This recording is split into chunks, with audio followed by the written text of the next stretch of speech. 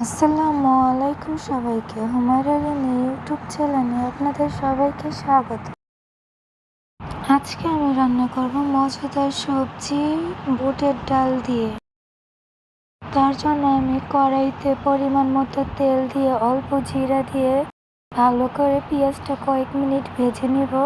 পেঁয়াজটা যখন হালকা লাল কালার হয়ে আসবে তখন 2-1টা তেজপাতা আর 2-1টা লং দিয়ে দিব, যাতে ঘ্রাণটা ভালো হয়। আপনারা দেখতেই পারছেন আমি কেমন করে রেখেছি। এখন আমি তেজপাতা আর 2টা লং দিয়ে দিব, ভালো করে ভেজে নিব। এই তো আমি দেখিয়ে দিচ্ছি মশলা ছোলা বুট কতটুকু নিয়েছি। এখানে মশলা দিয়েছি হলুদের গুঁড়া, মরিচের গুঁড়া, ধনিয়া গুঁড়া, স্বাদ মতো লবণ, সব 1 চামচ করে দিয়েছি। তার সাথে কয়েকটা কাঁচামরিচ কেটে দিয়েছি। ভালো করে কষিয়ে নিব। প্রথমে কষাবো ছোলা বুটগুলাকে। ভালো করে না কষালে বুটগুলো শক্ত থাকে, খেতে মজা লাগবে না। আগে আমি বুটগুলো কষিয়ে নিব। দেখতেই পাচ্ছেন আমি বুটগুলো দিয়ে দিলাম। 2-3 মিনিট কষানো হওয়ার পর আমি সবজিগুলো দিয়ে দিব। এখানে সবজি দিয়েছি বেগুন, মিষ্টি কুমড়া, ছোলা বুট, পেঁপে। আপনারা চাইলে আলু দিতে পারবেন, আমি এখানে আলুটা ব্যবহার করি নাই। আপনারা চাইলে আলুটা দিয়ে দিতে পারবেন। আমি ভালো করে নাড়াচাড়া দিয়ে নেব কয়েক মিনিট, তারপর ঢাকনি দিয়ে ঢেকে দিব। 3-4 মিনিট পর আবার নাড়াচাড়া দিয়ে নেব।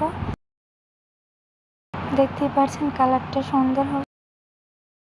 ভালো করে নাড়াচাড়া দিয়ে আবার 2 মিনিট ঢাকনি দিয়ে ঢেকে এখন ঢাকনি খুলে পরিমাণ মতো পানি দিয়ে দিলাম।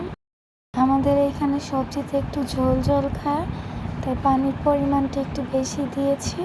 আপনারা আপনাদের রুচি মতো স্বাদ মতো দিবেন। অবশ্য ছোলা বুট দিয়ে করলে একটু পানি বাড়িয়ে দিবেন, কারণ বুটগুলো শক্ত থাকে। পানি বাড়িয়ে দিলে সিদ্ধ হতে ভালো হবে, সুবিধা হবে। চুলার জালটা মিডিয়ামে রেখে আমি ঢাকনি দিয়ে ঢেকে দিয়েছিলাম। প্রায় হয়ে এসেছে। তারপর অল্প পরিমাণে ধনিয়া পাতা কেটে ধুয়ে দিয়েছি, যাতে ঘ্রাণটা ভালো আসে। খেতে অনেক স্বাদ লাগবে। আপনারাও ট্রাই করবেন, ইনশাল্লাহ ফলাফল ভালো হবে, খেতে পারবেন।